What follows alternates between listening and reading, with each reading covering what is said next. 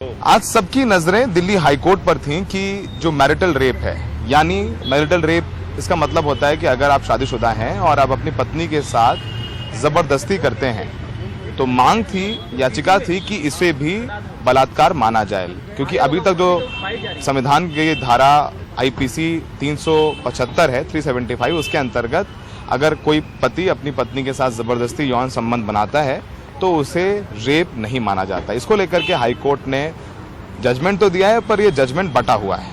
एक जज को लगता है कि ये महिलाओं के संवैधानिक अधिकारों के खिलाफ है और इसमें इसे रेप की श्रेणी में लाया जाना चाहिए, यानी अगर पुरुष जबरदस्ती करता है अपनी पत्नी के साथ तो उसे रेप माना जाए। जबकि दूसरे जज साहब को लगता है कि ऐसा नहीं है। हमारा इस बारे में बात करने के लिए हाई कोर्ट की वरिष्ठ वकील हैं जूही अरोड़ा, और उनसे बात करेंगे और खुद बताएंगे भी। हम अपना पूरा परिचय दीजिए। सर, मैं एडवोकेट जूही अरोड़ा हूँ, डीएचसी पैनल से एचसी का पैनल काउंसिल हूँ हाई कोर्ट में, और मैं एनसीटी ऑफ दिल्ली डीडीआरएस की एक ट्रेंड मीडिएटर हूँ। मैम, आज क्या हुआ कोर्ट में, पहले हमारे दर्शकों को वो बताइए। सर देखिए, बहुत ही दिनों से हमें इंतजार था इस जजमेंट का, जो कि कहा गया है कि अब स्प्लिट जजमेंट है।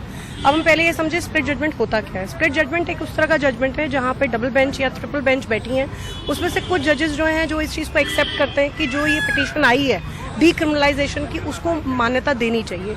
मैरिटल रेप को क्रिमिनलाइजेशन को मान्यता देनी चाहिए, इन द सेंस कि जो मैरिटल रेप है उसको क्रिमिनलाइज करना चाहिए, एक स्पेसिफिकली इस चीज़ को मान्यता देनी चाहिए। और दूसरी तरफ जो हमारे कुछ अलग और जजेस हैं जो साथ में बैठे हैं, उनका ये मानना है कि इसमें हम मेंस की तरफ थोड़ा अप्रोच रखते हुए इसको क्रिमिनलाइज नहीं करना चाहिए। तो जब जहाँ पे एक ही बेंच में अलग अलग तरह की सोच पे एक तरह से जजमेंट दिया जाता है, उसको हम स्प्लिट जजमेंट कहते हैं। इस स्प्लिट जजमेंट के बाद हमारे पास क्या अब रेमेडी रहती है, वो है सुप्रीम कोर्ट। अब दोनों ही जो पिटिशनर्स हैं और जो रिस्पोंडेंट्स हैं वो दरवाज़ा पूरा एपेक्स कोर्ट का खटखटाने वाले हैं, और अब सुप्रीम कोर्ट को देखना है कि अब इसमें वो क्या अपनी एक व्यू रखते हैं और किस तरह का जजमेंट पास होता है। इसमें आप देखेंगे कि जिस तरह से हमने देखा कि एक वाइफ्स की तरफ से पिटीशन गई कि इसको क्रिमिनलाइज करो। मैरिटल रेप क्या है? बेसिकली वो ऐसा रेप है जहाँ पे वाइफ को कोई अपनी नो कहने की, हमारे यहाँ इस संविधान में वाइफ को नो कहने का कोई अधिकार नहीं है। किसी भी तरीके से अगर आपके साथ कोई भी तरह से शारीरिक संबंध बनाए जाते हैं तो आपको उसको मान्यता देनी पड़ेगी। ये इस वक्त अगर आपका पति आपके साथ जबरदस्ती यौन संबंध बनाता है तो उसे रेप की श्रेणी में अभी नहीं मान्यता है। आपके पति को सजा नहीं मिलती। अगर आप कोर्ट जाते हैं और कहते हैं मेरे पति ने मेरे साथ बलात्कार किया है, जबरदस्ती की है, उसके पति को सजा नहीं मिलती है। तो कोर्ट ये सुन रहा था कि इसको रेप माना जाए, पति को सजा दी जाए। अब इसमें रोल आया सेंटर का भी, बिकॉज सेंटर का भी बहुत बड़ा रोल है। सेंटर को अपनी रिव्यू देना है। इसमें सेंटर ने इनिशियली वर्बली काफ़ी चीज़ों पे अपना अगेंस्ट दिखाया है कि इस तरह के जो सेक्शंस हैं उनको क्रिमिनलाइज नहीं करना चाहिए, वरना एक सुनामी आती है पूरे मतलब संसार में अगर इस तरह के सेक्शन। क्योंकि आप देखिए ना, अल्टीमेटली अगर आप हिंदू मैरिज एक्ट को भी देखें, वहाँ पे जब आप शादी करते हैं तो valid consent prima facie by default ही मानी जाती है। अगर आप किसी से शादी करें, इसका मतलब आप कंसेंट दे रहे हैं हर चीज के लिए। तो अब क्या ये इस तरह का जजमेंट पास होना क्या फिर उसको वायलेट करेगा? बहुत सारी चीजें अभी इन लोग का कहना है, ये जो हमारी तरफ जिस तरफ से पिटीशन मूव हुई, उनका ये कहना है कि इस तरह का जजमेंट अगर नहीं आता है या क्रिमिनलाइज नहीं होती है तो आपकी अपनी जो फंडामेंटल राइट है वो वायलेट होता है। बट दूसरी तरह से देखा जाए तो आप अगर इस तरह का कोई भी क्रिमिनलाइजेशन पास होता है तो क्या आप हिंदू मैरिज एक्ट को भी फिर वहां पे अमेंड करेंगे? क्योंकि वहां पे तो प्राइम फेसाई हम ये मान के चल रहे हैं बाय डिफॉल्ट अगर आप किसी से शादी कर रहे हैं तो आप हर चीज की उसे कंसेंट दे रहे हैं। सो ये सब चीज़ों को देखने के तहत हाई कोर्ट ने इस तरह का स्प्लिट जजमेंट किया है। वहाँ पे डबल बेंच है, आपके जो जस्टिस शंकर जी हैं वो समहाउ अपोल्ड कर रहे थे इस चीज़ को, और शक्दर जी जो हैं वो इस चीज़ को मान रहे थे कि क्रिमिनलाइज होना चाहिए। तो इस तरह के जब आता है तो जजेस भी कंफ्यूज होते हैं, उनको लगता है कि आप पार्लियामेंट जाएं। ऐसा चर्चा हुआ है कोर्ट में जहाँ पे ये बात लिखी गई है, बोली गई है कि आप पार्लियामेंट जाएं, हम लॉ मेकर नहीं है, हम लॉ नहीं बदल सकते। अगर आपको लॉ बदलना है कुछ, you go and have the exact remedy in the parliament. ये भी कहा गया कि जब मैरिटल रेप होता है तो बहुत बड़ा ग्राउंड हो जाता है, क्वालिटी होता है, ग्राउंड होता है डिवोर्स का।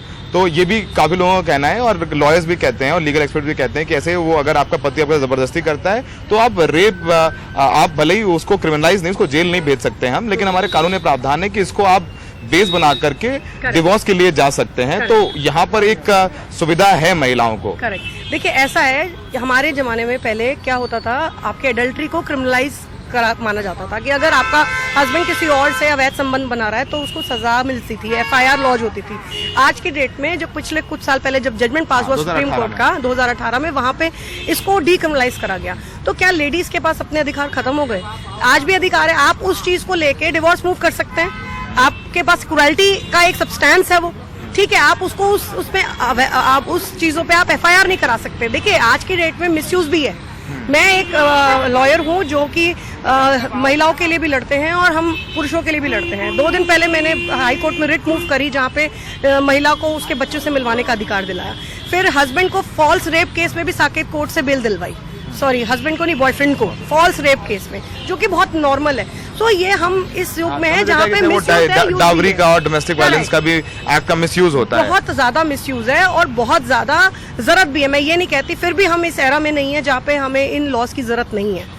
हम आज भी हम वुमेन्स इतनी सिक्योर नहीं है जहाँ पे हमें इन लॉज की जरूरत नहीं है। वी नीड दिस लॉज, लेकिन हमें एक स्ट्रिक्ट एक्शन चाहिए जो इस मिसयूज के अगेंस्ट हो, जैसे कंटेम्प्ट पिटीशंस हो या उनके अगेंस्ट मिसयूज हो रहा है और ये चीज सामने आ गई है तो आप पर्जरी मूव करें, पर्जरी पे एक्शन ले, सिर्फ एप्लीकेशन मूव करके नहीं छोड़ें, उस पर एक्शन लिया जाए।